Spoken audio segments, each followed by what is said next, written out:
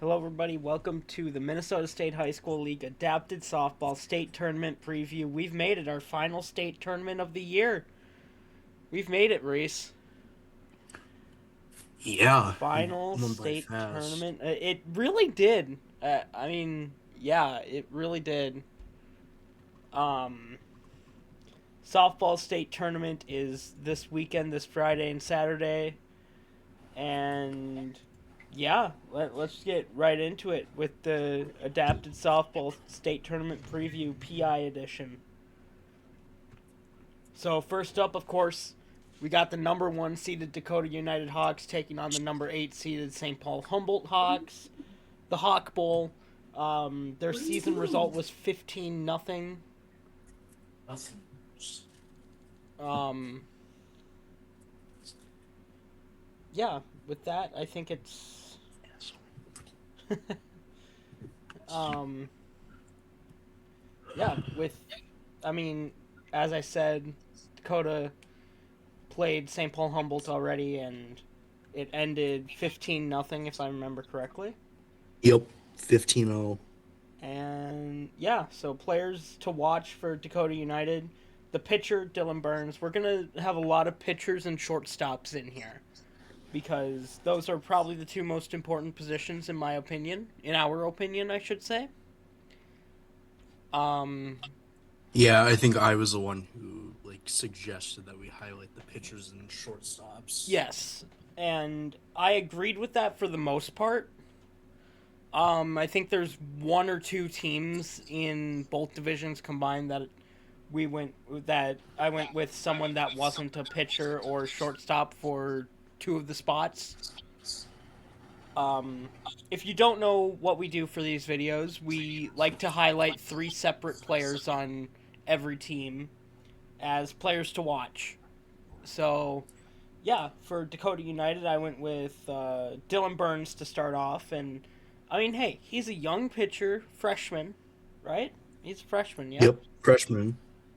Freshman pitcher,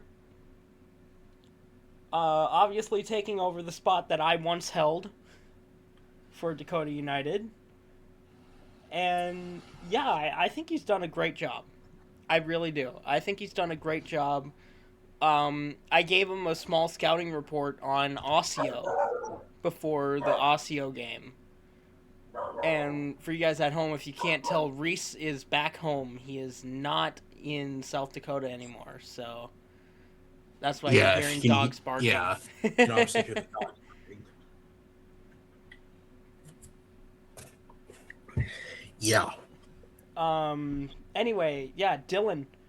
He's done a great job so far, and he did what I asked him to against Osseo because, again, I gave him a little scouting report, and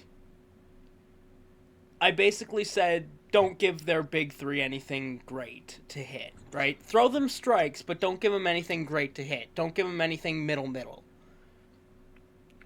And I think he threw one middle pitch to the big three on Osseo. So,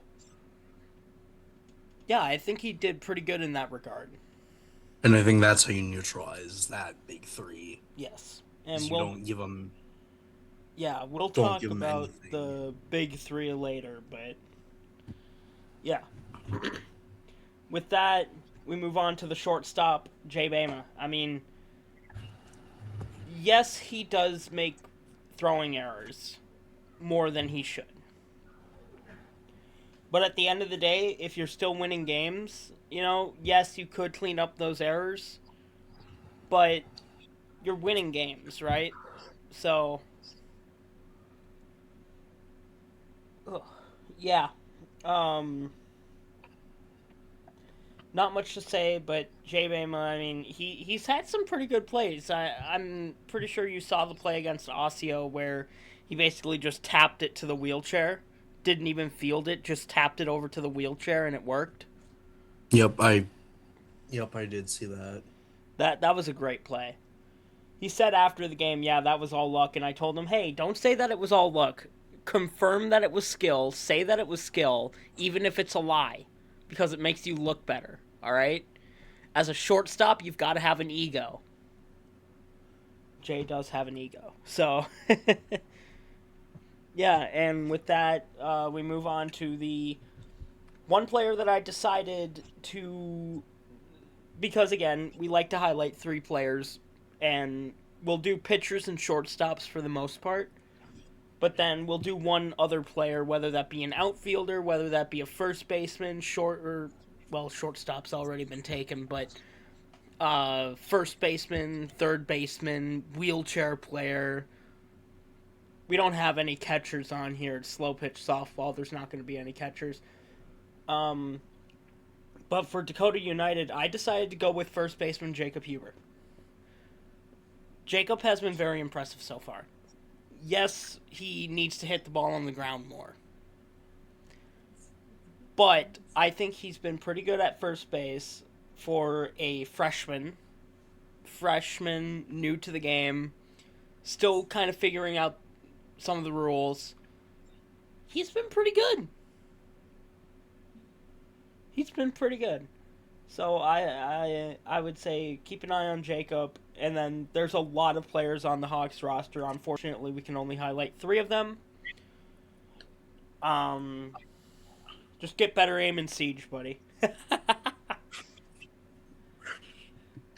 Calling him out in Siege is crazy. Hey, some of the clips he's got, he deserves it. You don't want to know.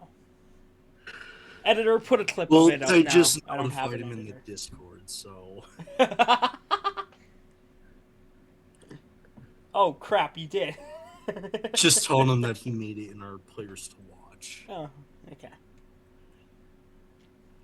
And with that, moving on to St. Paul Humboldt, where I mean we've got to put Mackenzie Green in here, right? I mean she's the pitcher. She's been the lone bright spot for St. Paul Humboldt throughout not only softball but floor hockey and soccer. And I'm not saying there isn't other bright spots, but she's been the one consistent bright spot, right? And she's a senior, I believe she's a senior. Yep. And that's a knee-on knee hit. Sorry, I'm also watching playoff hockey. So I've got that up on my TV, and I've got slideshow up here, and yeah, I'm kind of multitasking. It's 3-1 Vegas right now, so yeah.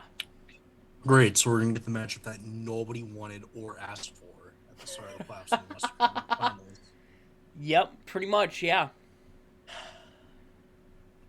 Well, there's still time left. Anaheim can come back. That is true. Anyways, that has nothing to do with this. Mackenzie Green, she's been a very bright spot on a struggling St. Paul Humboldt team. Moving on, we went with the shortstop, Ilium Kitman? Ilium? I'm going to assume it's Ilium. Now, I don't remember much from the Humboldt game. I was too busy keeping score. But Ilium, I don't think had that bad of a game. I really hope I'm saying that name right.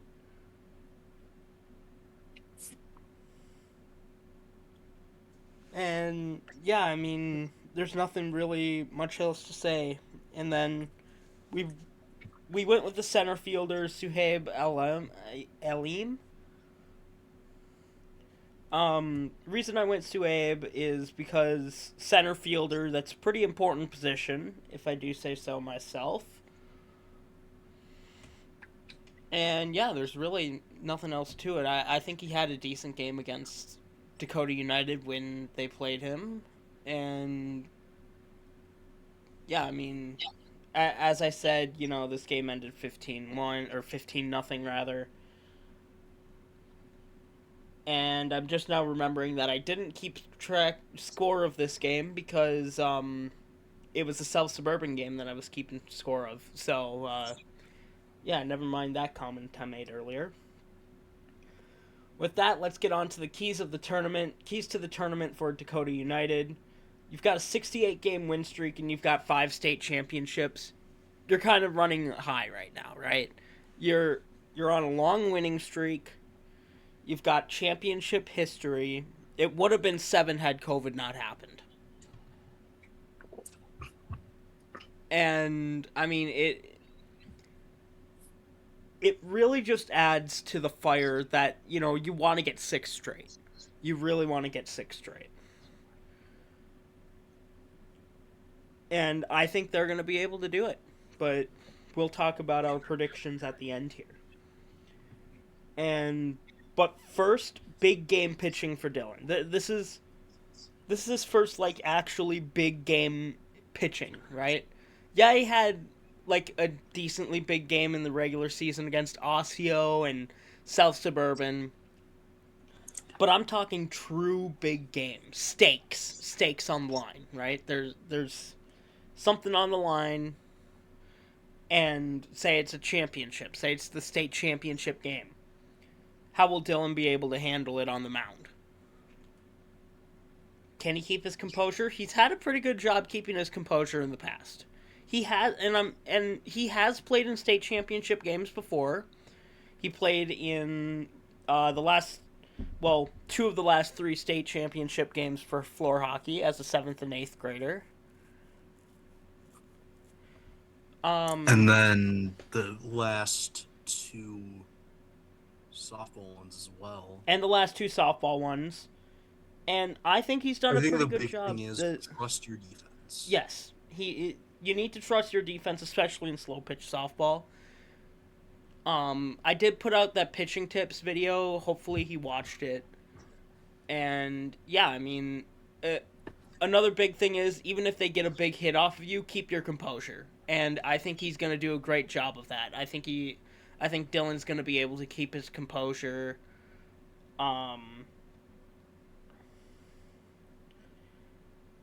But yeah, I mean, big game pitching is a lot different than regular season pitching.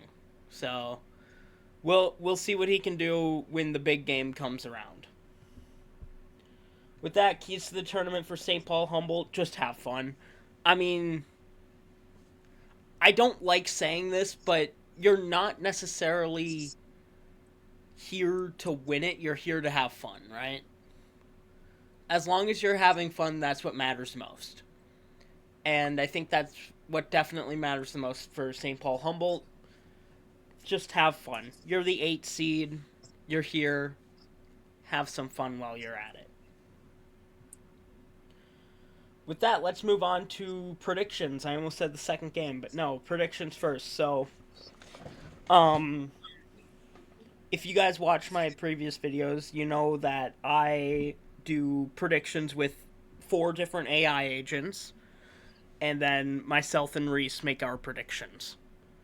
So, the 4 AI agents that I use are ChatGPT, Google Gemini, Kimmy, which is new for this softball season. I swapped out Grok for Kimmy, and Claude. All have been great for this. They've all been working really well. And yeah, with that prediction time. ChatGPT said 14-1 in 5 innings in favor of Dakota. Gemini said 15-2 in 5 innings in favor of Dakota. Kimmy said 16-1 in 4 innings in favor of Dakota. And Claude said 18-3 in 4 innings favoring Dakota. I said 15-0. I think it's going to be the same as the first game. I just don't see much changing for the St. Paul Humboldt Hawks, while the Dakota Hawks are red hot. And Reese, you also said 15-0. Yep, kind of like you were saying, nothing much is going to change, and obviously with the, I think, I don't know, it's just kind of a free pass into the semis, and nothing really is going to change. Yeah. Now with that, I can safely say we are moving on to the 4 versus 5 matchup, our first really big matchup of the game, of the tournament, of the game. Yeah, first big matchup of the game. Yeah, that makes a lot of sense. First big matchup of the tournament, we've got number 4 South Suburban Flyers taking on number 5 Rochester Raiders. And if I remember correctly, in the regular season, these two played to a 15-7 win in favor of South Suburban. Yep, you are correct on that. Yeah, so 15-7. And yeah, let's just get it right into the players to watch for South Suburban. Of course, we got to go with pitcher JJ Morgan. JJ's been dealing. He's good at the plate. He's good on the mound. I think he's a great player, and I'm pretty sure he's a junior. He's just gonna grow for senior year, and he's gonna be really good next season too. Next year too. Shortstop Daniel Ortega. He is a wheelchair shortstop, and man, does this kid have wheels. He is fast on the baselines. And he gives teams a lot of, I mean, a lot of issues. Yes, it's hard to hit past a wheelchair shortstop. And yeah, I mean, and he can hit the ball too. He's great at everything. One thing I do remember from the South Suburban versus Dakota game when I went, they did put him in the outfield for the last couple innings. But as some of you may know, if you put a wheelchair in the outfield and you throw the ball to the wheelchair, the play is not dead. It has to be an infield wheelchair for the play to be dead. So, yeah, keep that in mind. If you're playing South Suburban, they might put Daniel in the outfield and then they can't kill the ball by throwing it to him. Moving on, we've got third baseman Jimmy Tierney. So, I believe um he's listed as James in the program, but I think he goes by Jimmy. I don't know for sure. But if I remember correctly, I think he's the only senior on the squad, or is he one of two seniors? One of two seniors, him and Daniel. Oh, that's right. Daniel's a senior too. My bad. But anyway, heartwarming story with Jimmy. So after the Dakota South Suburban game, I found him outside, and he was not having a good time. And I hate seeing people like that. And I just told him, hey, you know what? I get you're a senior. You know, it's your last season. You may have lost the regular season game, but the state tournament's still coming up. So tell you what, do me a favor and go get him at state. And yeah, I get it. I mean, losing when it's your senior year, you know it's your last chance to get that evasive state championship.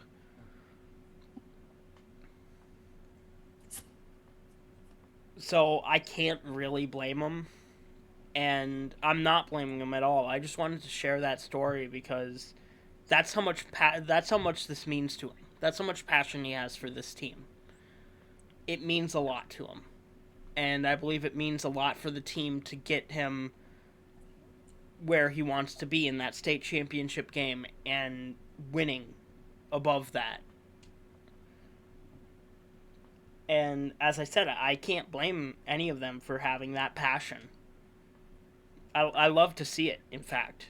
It's really as simple as that. I love seeing it. I love seeing the passion. And yeah, I really hope, even if they do end up losing, I really hope he can. I really hope him and the rest of his team can still have a good time. It might suck at first, but it definitely gets better. I mean, hell, I still have my silver medal from a couple years back right behind me. So, yeah, it definitely I sucks at mean, first, but I think from what I can remember, him and Mateo are like I think the like one of the two like what's the best way to put it? Like, I guess, like, kind of like OG, like, Flyers when they didn't really have enough players. Like, him and Mateo are still there. Yeah. I mean, just shows you, like, I guess, how much heart this guy has. I mean, it's great. I mean, I love it. I'm sure you love it. It's just, Absolutely. like, yeah, I guess just go get him at state. Yeah.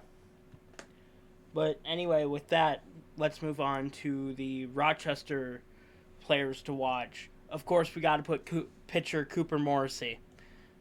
Cooper's been dealing. Um, Was he their pitcher? yeah. Okay, because they just have infield and outfield for positions. They don't have like I'm almost certain that he was their pitcher. I know who their shortstop is for sure. yeah, yeah. I That's know the who only their for sure shortstop one I is. know. But I'm almost certain that Cooper was their pitcher, and even if he's not, he would be here. He's too good of a player to be left out on the players to watch. 100%. Yeah. Plus, I believe he was listed as a pitcher infielder last year, so Oh, he might have been. Okay. because I think he was Andrew's backup. Yeah. That But sounds right. anyway, Cooper, the only thing that I think Cooper's a great player, I really do. The only thing that I'm worried about is composure.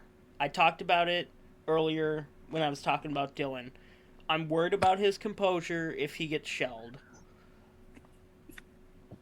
Um, but I knew he would realize his potential eventually, and here he is. All these years later, he is doing amazing in Rochester. But again, I think he does need to stay composed. And I get it; it's hard when you're losing, but if you are losing, you have to stay composed. It's so critical. And whatever you do to stay composed, whether that's breathing exercises, whether that's using the ball as a stress ball as long as you don't break it, if it works, it works. So do what you need to do to stay composed. And yeah, that's really all I have to say. Moving on I mean, to. I've Oh, broken a ball once. yeah. With that, moving on to shortstop Leah. I mean, I believe we've talked about her in soccer floor hockey as well. But in softball, she's a different beast. She is a vacuum at shortstop.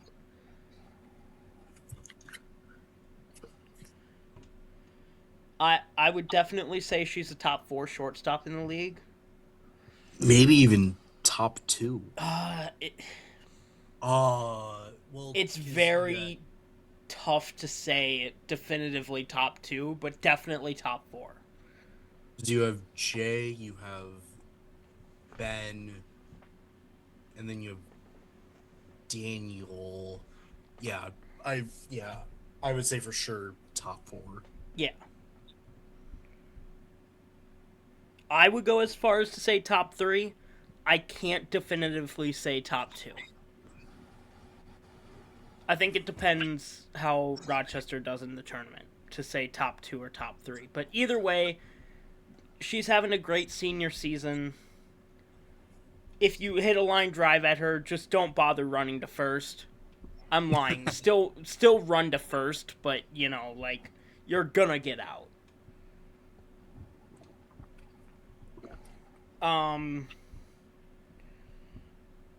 Ground ball, she'll probably beat the throw, still run it out, but you know, she'll probably beat the throw. Yeah, that's really all I've got. She's a vacuum at shortstop, and I have no doubt that she's going to be able to continue being that defensive vacuum. Moving on, we've got outfielder Michael Brown. I mean, I think Michael, he's a power hitter, is he not? Considering what we saw against Osseo?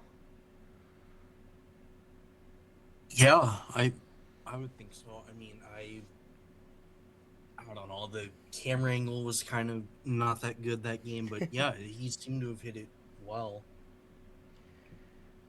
Yeah, honestly, I would bet on over half a home run. I think he's going to get a dinger this tournament. What I'm interested to see is how they set up the gyms. Like if they have kind of like what they had at Chanhassen with That's fair. with that wall separating the two Yeah, gyms, it'll definitely be interesting to see how they set up the gyms. Hopefully, or if YZ just has like a massive gym complex with multiple different I'm gyms. just hoping that's at least an upgrade. Yeah, Nothing against Chanhassen, but let's be honest, the softball setup was getting complained about quite a bit. So, yeah, with that, moving on to keys to the tournament for South Suburban. First, this is your first real chance in a long time. But can the big players hold up? I say this is your first real chance in a long time because, I mean, when's the last time South Suburban has had a team this good? I have to go to 2004? probably. 2012? I mean, yeah, because for a long time, I don't even think they had a softball team. Yeah. But the bigger question is, can the big name players hold up? Can JJ hold up? Can Mary McIntyre hold up? Can Daniel hold up? Can they hold under the pressure? I'm gonna say yes, considering they've been in big games. They were in the third place game for both floor hockey and soccer. I think they'll be able to hold up in softball too. This Yeah, is I mean, sorry. Go ahead. I have to agree with you on that. Like they've shown they can hold up, and I don't know if they won the third place games, but they've shown that they They're can 1-1. compete. They won one. Yep, they won soccer and then they lost floor hockey. Okay, yeah, that's right. But yeah, they've shown they can compete. They've shown they can hold up. Yeah. Um, yeah. Next up, they're really only gonna have one chance after this one, so you got to make the most of both of your chances. And what I mean by you're really only gonna have one chance after this is, well, most of your players are juniors. Most of your players are juniors, which means they'll have one more year after this one. And yeah, you got to make the most of whatever time you've got left in high school, and yeah, whatever you can do with it.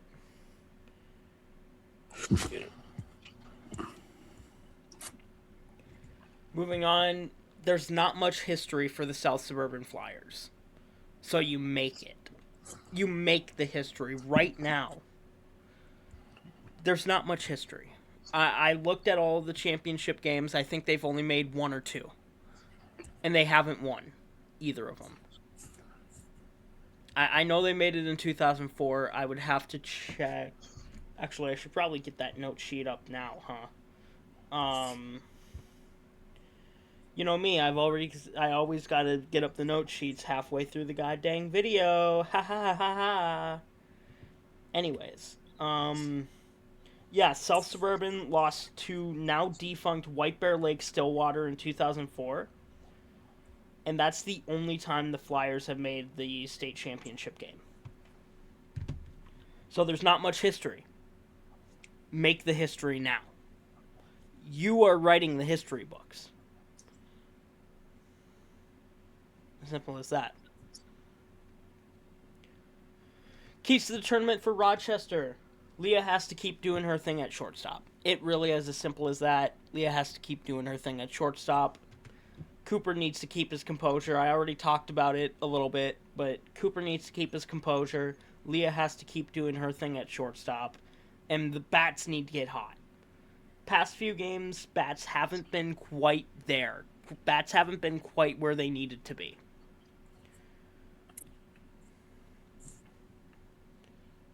I'm not saying that they were bad. I'm not saying they were cold. But they were lukewarm at best.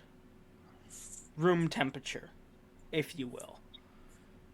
Bats need to get hot. And yeah, I mean, anything else on either Rochester or South Suburban before we move on to predictions? I mean, it's not. It doesn't really go for just Rochester. I mean, it goes for all teams. Like the bats get hot and they stay hot. Yes. And then, I guess as for South Suburban, like I think this is the chance to make some history. Like, go to the semis, maybe even potentially Break the pull an streak, upset yeah. over the Hawks, and then that 60, which would be 69 game win streak. Nice. And go to the state championship for the first time in 22 years. Yeah. That would be something. I mean, I would be hoping to see that because I'm going to be at the day 2 state tournament. I mean, yeah, I mean, I guess it's just kind of hard when not much to say when I haven't really seen South Suburban play. I did see Rochester play, and I thought they were pretty good. Leah especially vacuums everything up that comes to her. I was like, yeah, their teams are going to have a tough time hitting against her. Yep. All right, with that, we move on to predictions. ChatGPT said South Suburban will win by a score of 11-8. Google Gemini also said South Suburban by a score of 11-8. Kimmy said 12-6 in favor of South Suburban. I was surprised when I saw that. It also got the mercy rule wrong. It said in 6 innings, but that would not be a mercy rule in 6 innings. And Claude said 11-8 as well. So 3 of the AIs are saying 11-8 in favor of South Suburban. I personally think it's going to be 13-10 in favor of South Suburban. I've still got South Suburban winning. I think Leah's going to put up a good fight, but the thing is, I think both teams know how to hit around shortstops, considering how good their shortstops are. Whether that be bloop hits, whether that be strong ground balls to the side of where they are, whether that be even opposite side hits for the righties. And Reese, you said 14-7. Yeah, I mean, now that I think about it, it's kind of a prediction. I don't know why. I guess just going based off of like their previous game, but I do think it'll be more like a 11-8, 12-9, 13-10 game like that. It'll be closer than 7 runs.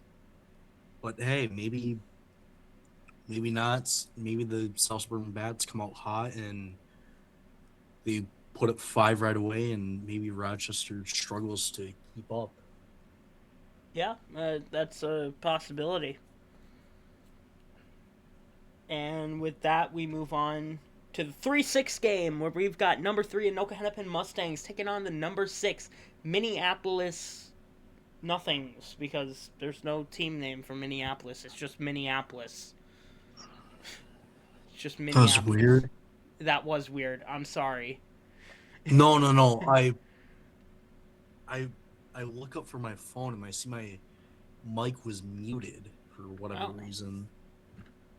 Huh. It's odd. Yeah, but we're back now.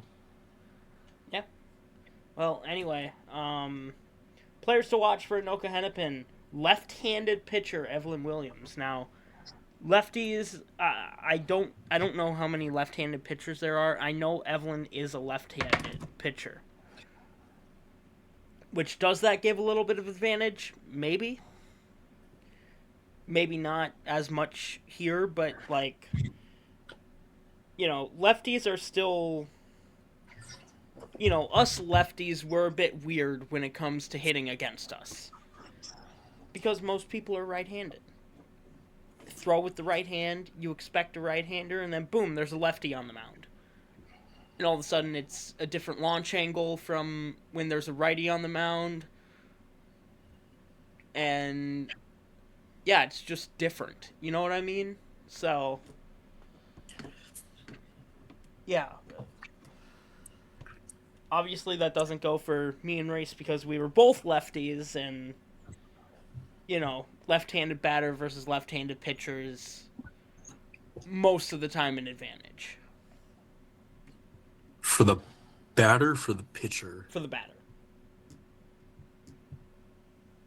Well, you could still tell me that, and like I could still find a way to struggle against a lefty. Oh, anybody can struggle against anybody. Because I remember having a hard time trying to figure out how to hit against her. Yeah. Like, I just struggled for whatever reason. Yeah, Anoka was my kryptonite, so.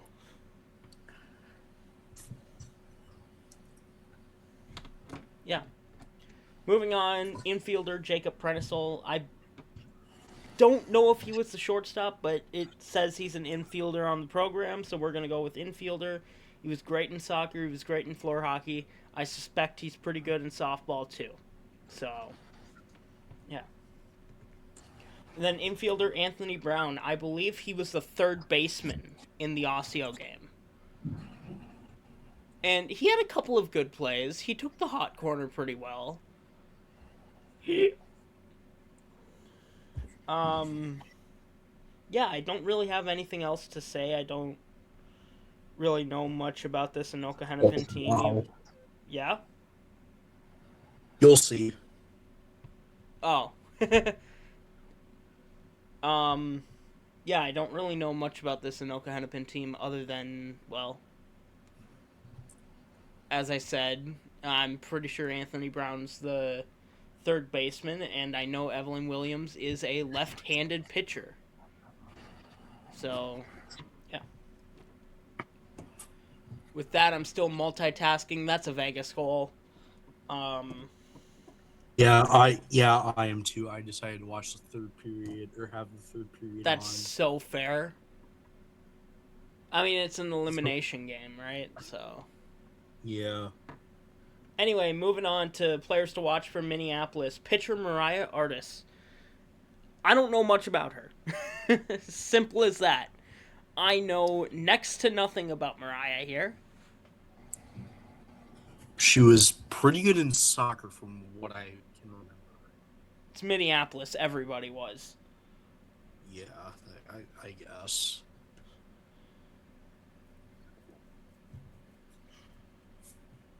But, yeah, I mean, obviously she's the pitcher, so she's got to be at least decent, right? I mean,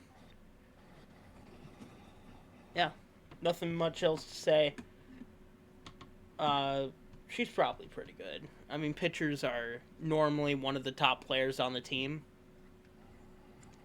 So, yeah.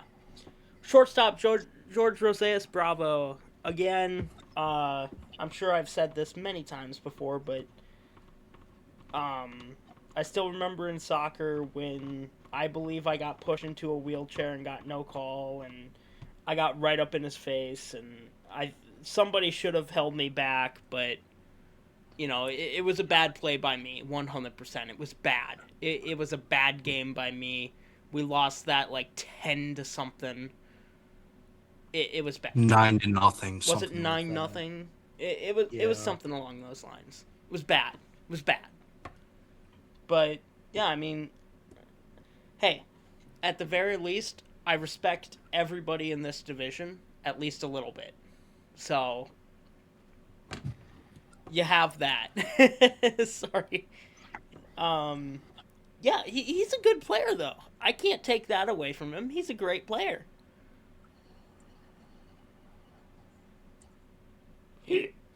Can he translate his soccer greatness over to floor hockey, or not floor hockey, softball? Maybe. I think he's done a decent job of that so far, considering he's the shortstop and they're 4-3. From what I remember, he was decent. I mean, he could hit well. He could field well as well. I mean, Yeah. so he's decent. Well, I mean, he's the shortstop for a reason, so. Yeah. And then I put Abubakar here simply because of how good he was in the soccer state championship game. He obviously got the lone goal for Minneapolis in that game. Um,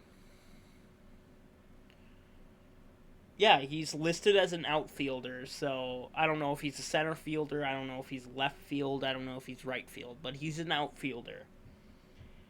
We'll see what he can. We'll see what this Minneapolis squad can do. Anything you want to say about any of these players or any other players on any of the teams before we move on to keys to the tournament?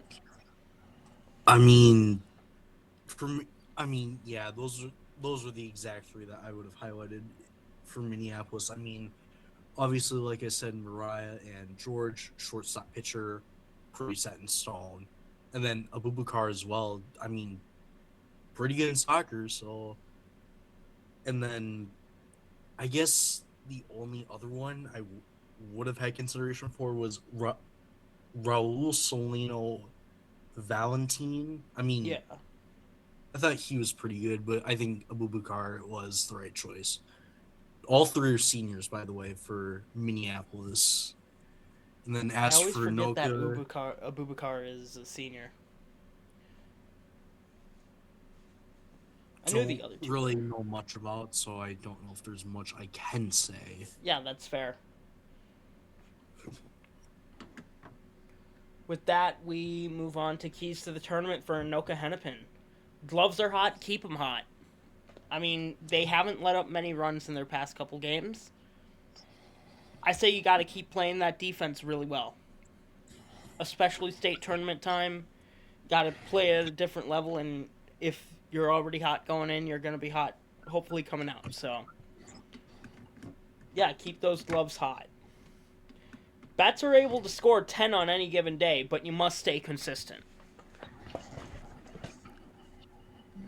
Sometimes they're able to score 10, and then other times you put up 3 against Osseo. Because, I mean, yeah, I mean, first 4 games, 9, 8, 14, 15. Putting up 8 on the defending state champion, or 5-time defending champions is hard enough as Yeah, is. I mean, wow. I heard that. I was like, geez, okay, well, something happened. yeah, Maybe it's just losing 16 years. yeah.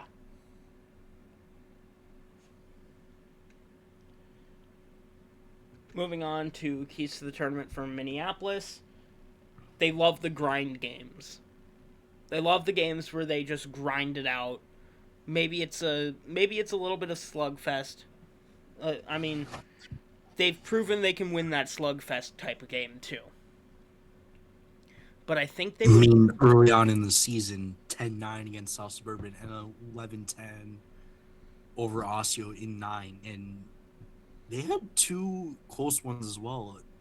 11-9 against Rochester and 8-10 against Anoka in 8 innings.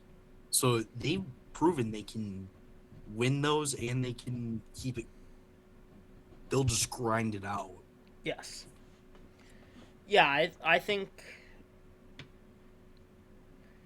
the path to victory here is a grindy game, like a long game, 8 innings, 9 innings. Maybe you go to 10, but just grind it out. And then eventually, something good will happen. Whether that's a 6-5 game until the end or whether that's a 15-14 game until the end. I think that's the key for Minneapolis. But they must find a good balance too, right? I don't really know what I meant by that at the time. This was like 3 hours ago when I wrote this down. So, yeah, must find a good balance. Reese, anything you want to add before we move on? Not that I can think of. All right. With that, we move on to predictions. ChatGPT said Anoka-Hennepin beats Minneapolis 9-7.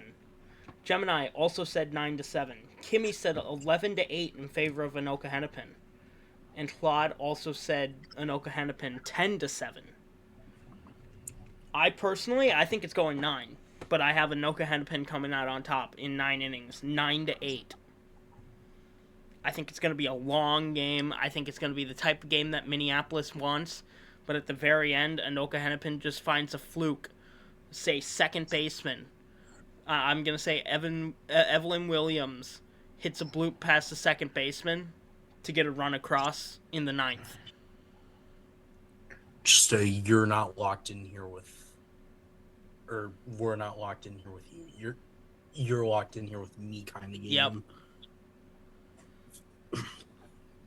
And Reese, you said 11-9.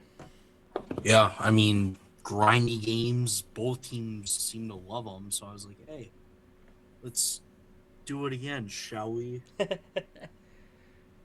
Fair enough. Although I am a little concerned about Anoka, if I'm being honest with you.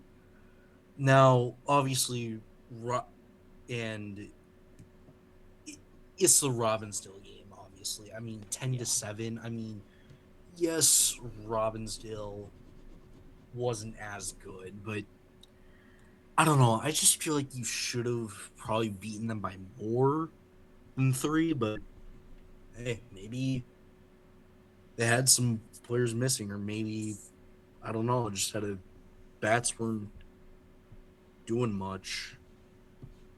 Yeah, I mean, We'll who see. knows? Yeah. With that, we move on to our final game of this video, where we've got Osseo Park Maple Grove Orioles taking on the Robbinsdale Hopkins Mount Westonko Robins, number 2 versus number 7.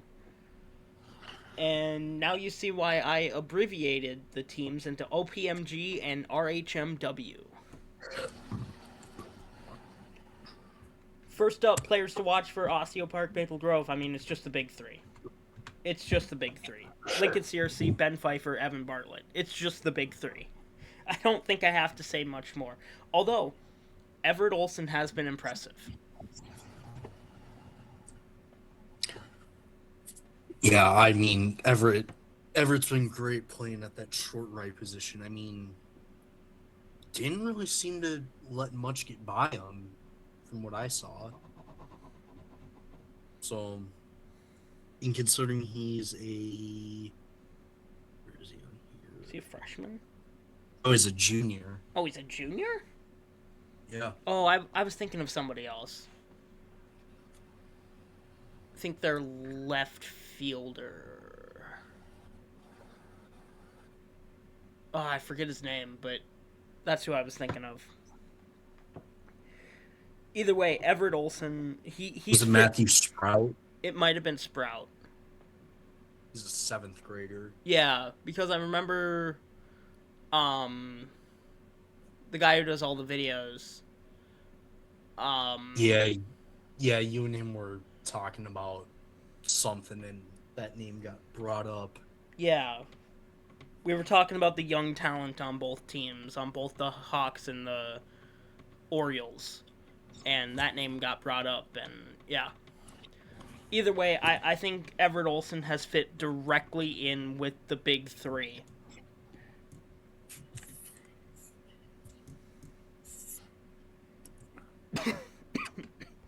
You might even be able to say big 4 now, but I don't...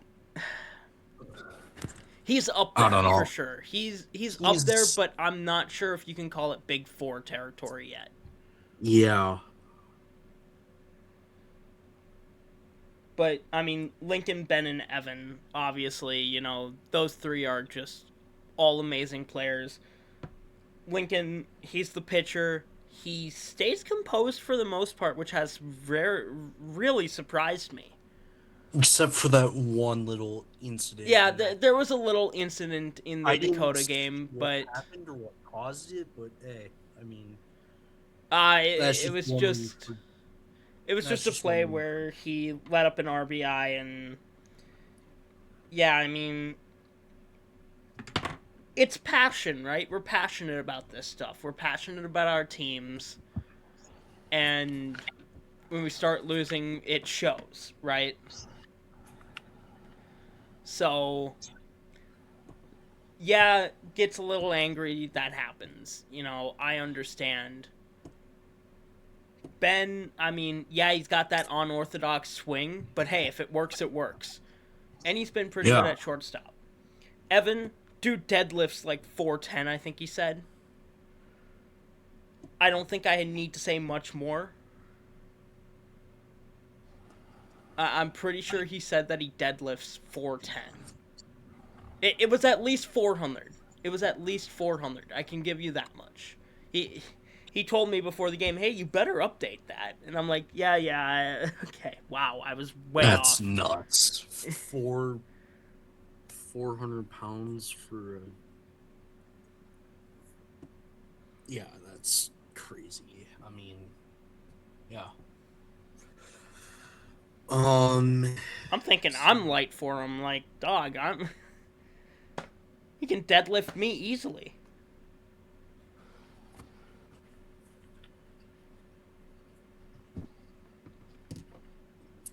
Anyways, moving on to the Robbinsdale Hopkins Mount West Tonka Robins, Abby Lashway. Now I didn't put positions next to them, but I'm assuming Abby's the pitcher. Because she was last year. So I'm assuming she's the pitcher. Um, yeah, and I mean, hey, she's learning from one of the best in Jada Johnson. She's learning from one of the best. I have no doubt that she's going to be a good player, but unfortunately, the team around her, there needs to be better recruitment. I think. Well, maybe not recruitment, but you know what I mean. There's some holes, and yeah, they're just not up to par with other teams right now, which is rare for Robbinsdale because Robbinsdale has always been good. So they've been top of the top. Like, I mean, just 2 years ago, they were right in there. the state championships for all three sports. Yep, and they won one of them. They were Yeah. right there in softball. They were one run off in softball. And I in think it hockey, it took was like a 5-1. double So. in the fifth inning from yours truly to. It was like a 2-run double, and that eventually sealed it in like the fifth inning. Yeah, it was, yeah.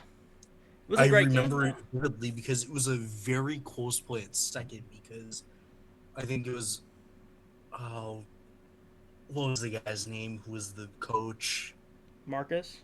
Yeah, Marcus. He was like, Micah, did you touch that? And I'm like, and he was like, I think so, but I don't know. And I'm like, it was so close. And I was like, oh boy, maybe he Uh did. oh. Yeah, so That's I when was you. like, That's when that you was like start an getting uh-oh second moment right guess. there. That's when you start Yeah, second and like guessing yourself. Crap, am I safe?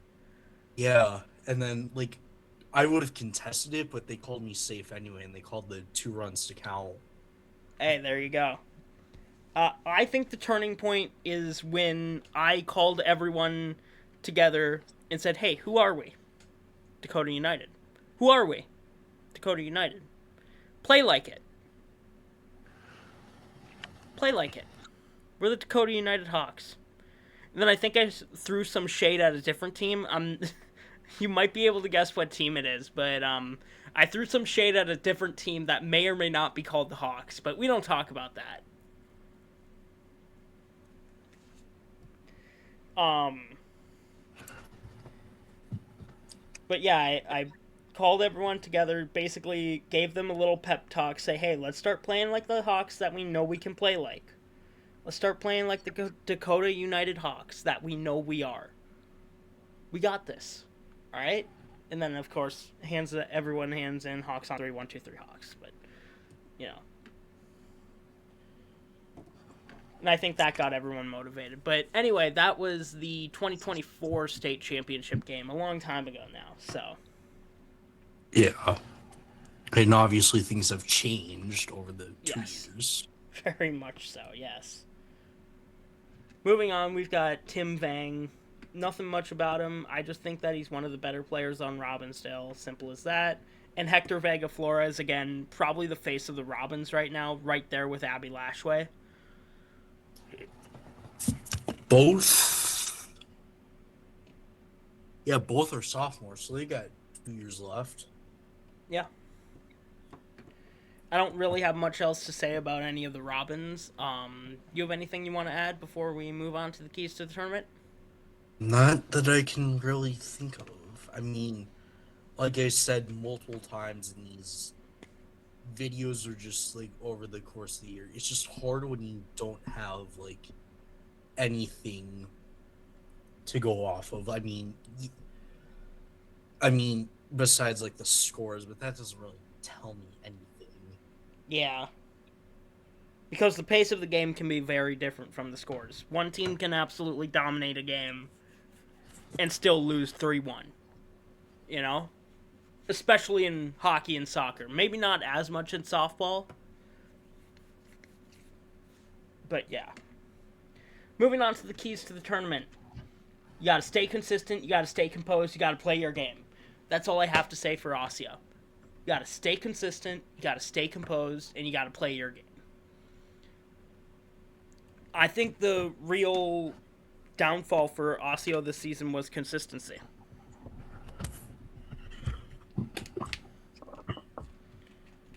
I mean, I don't think they were consistent enough. Simple as that. I think if they stay consistent, they can win a lot more games. Like by consistent, you mean by blowing out one team and then like losing in Minneapolis and beating South Suburban and then losing in Rochester? That Yeah. kind of like Yeah. consistency, just like up and down. Yeah. I mean, yeah, that's totally. I mean, that's understandable.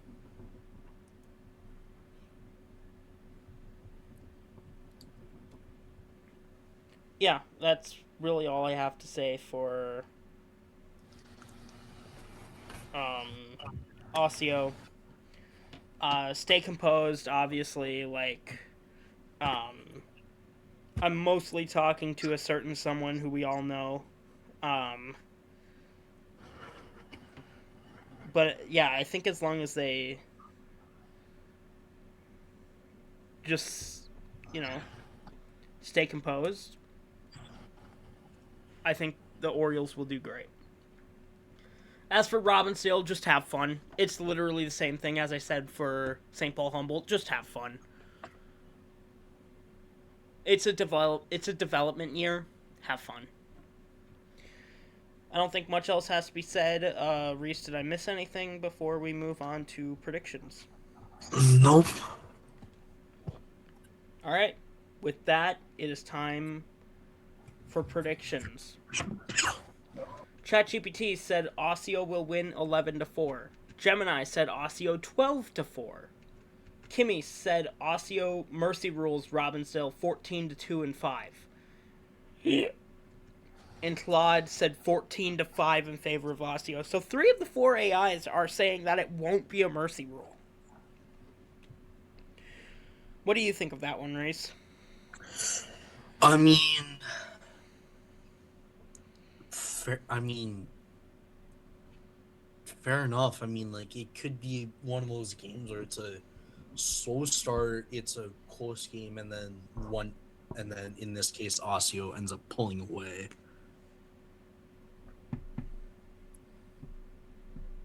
Yeah, I mean, we'll have to wait and see.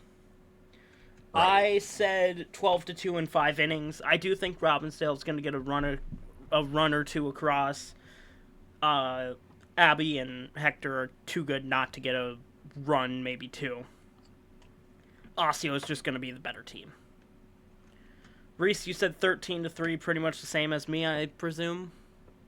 Yeah.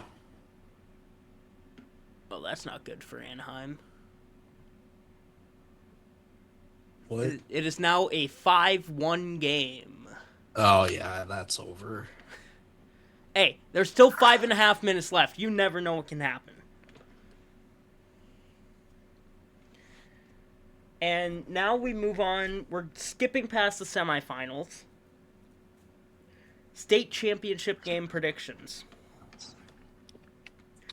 ChatGPT has Dakota beating Osseo 9-6. Google Gemini has Dakota beating Osseo 9-7. Kimmy has Dakota beating Anoka-Hennepin 13-5. Wow. So that means they have Anoka beating Osseo in the semis. That would be correct, yep.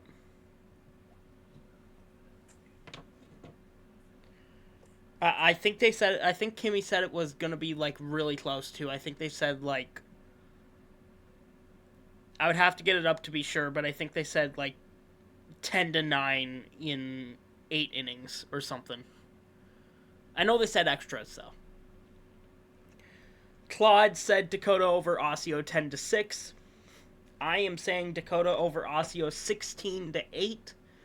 I think Osseo's offense is way too good to not be scoring at least 8 runs in the championship game. Problem is Dakota's offense is just better, and I think they are going to end up winning the game. And Reese, you said Dakota 12-7 over Osseo. Any comment? Hello? What? Oh, were you away for a second? Yeah. Okay, I just got to yours. You said Dakota over Osseo 12-7. Yeah, I mean,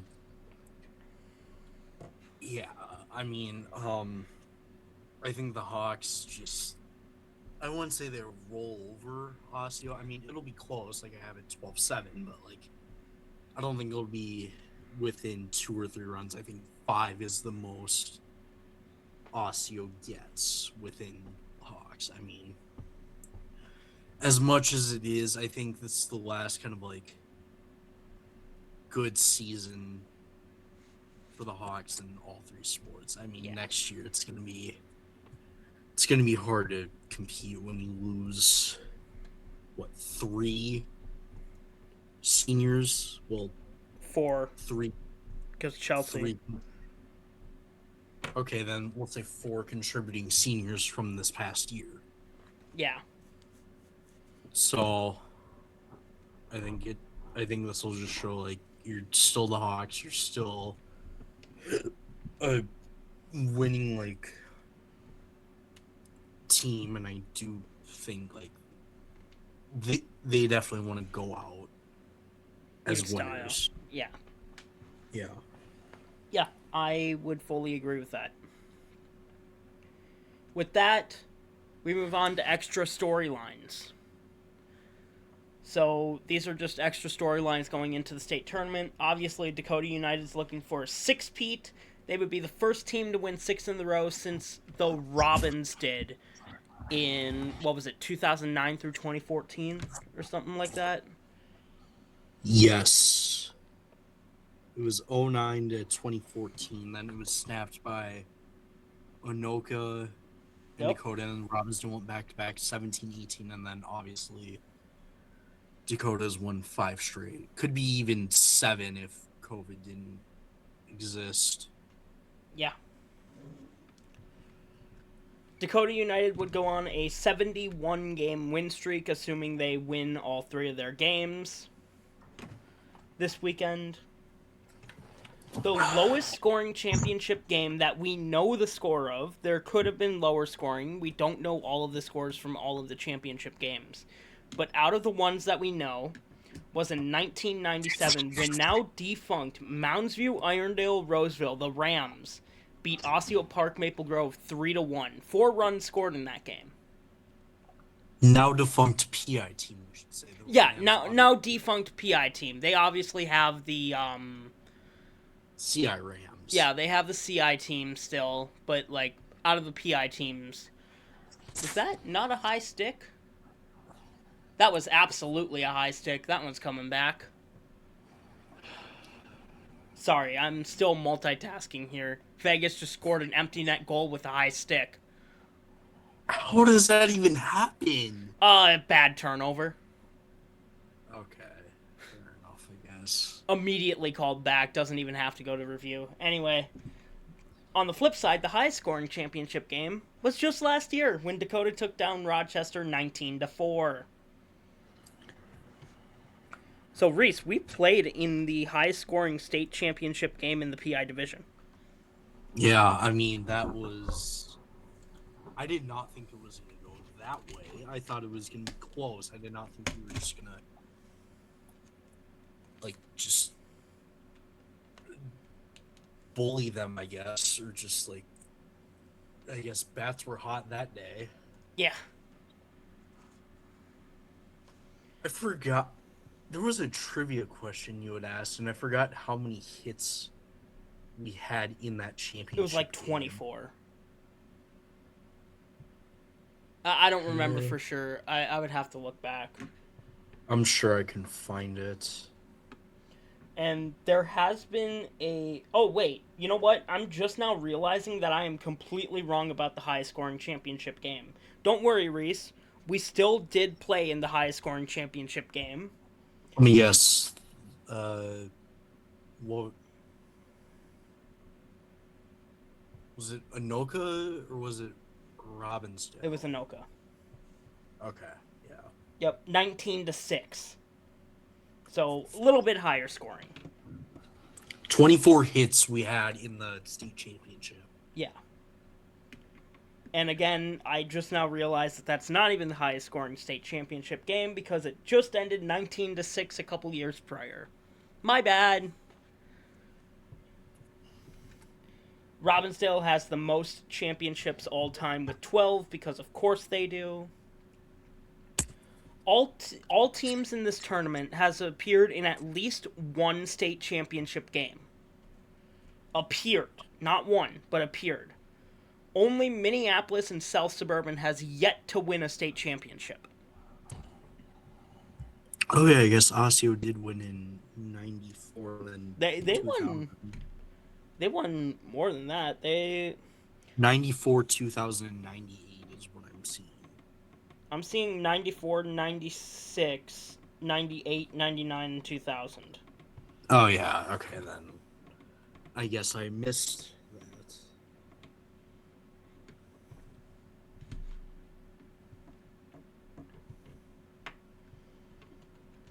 And two now PI defunct teams have won state championships in the PI division.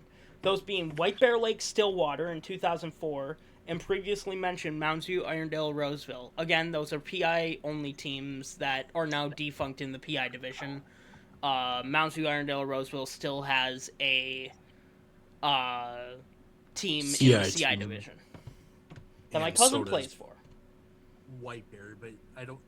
It's White Bear. It's just White Bear Lake, and then Stillwater has Matamidi now. Yeah.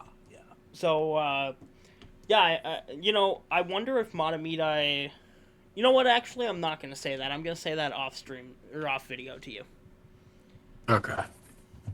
But anyway, with that, anything that I might have missed? Not that I can think of. Alright, so with that, if you need to contact me, you can contact me at everythingminnesotaadapted@gmail.com or on X, formerly known as Twitter, at allmnadapted, or on Facebook and Facebook Messenger at everythingminnesotaadaptive, or adapted, rather. You can contact Reese at his Instagram at NorthstarAdaptive. He does a great job over there. Go check out his page. He'll have state tournament stuff up all weekend, and yeah. With that, thank you all so much for watching. If you enjoyed, go watch the CI video, or the CI podcast, because it should be out now.